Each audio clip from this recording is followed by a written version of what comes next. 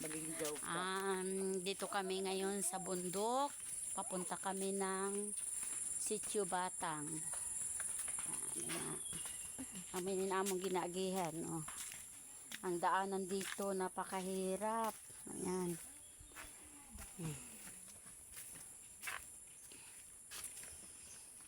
Ayan.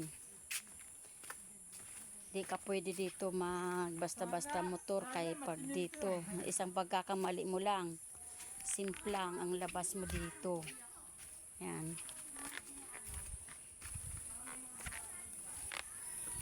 Ang hirap sa lugar ng Batang.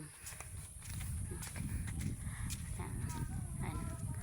Ang tataas ng mga puno, si Manay Berlin, ang aming tiyahin na masipag umakyat dito. Dito, pag dito ka talaga nakatira, wala kang magagawa kundi ang araw-araw maglakad. Yan.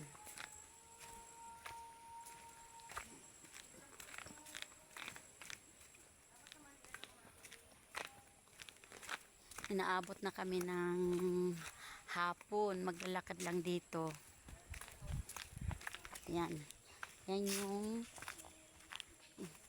kalahati ng aming linalakaran, malalim.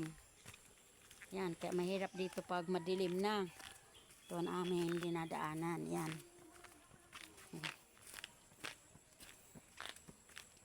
Yan, kaya hirap dito pag umuulan kasi sobra talaga ang putik at ayan, nakakatakot kasi baka minsan hindi mo alam biglang mag-landslide.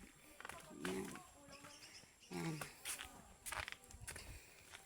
Yan. Grabe talaga dito. Yan.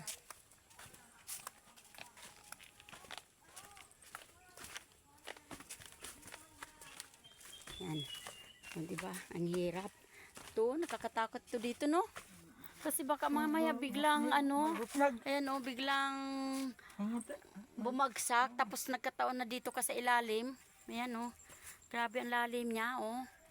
Kakatakot. Grabe. Sana maisipan man lang ito ng mga kung sino dito ang may puso. Naisipan man ng tulungan dito ipagawa itong kalsada. Yan. Grabe. Kawawa lalo ng mga estudyante dito pag maputik. Diyos ko. Di ka basta-basta makapag suot ng sapatos dito kasi ang putik. Mas makapal pa pag nakasapatos ka. Yan. Grabe. Yan. Yan ang amin dito lugar na pinupuntahan pagka kami gusto pumunta sa amin mga kaibigan, kamag-anak, kumari.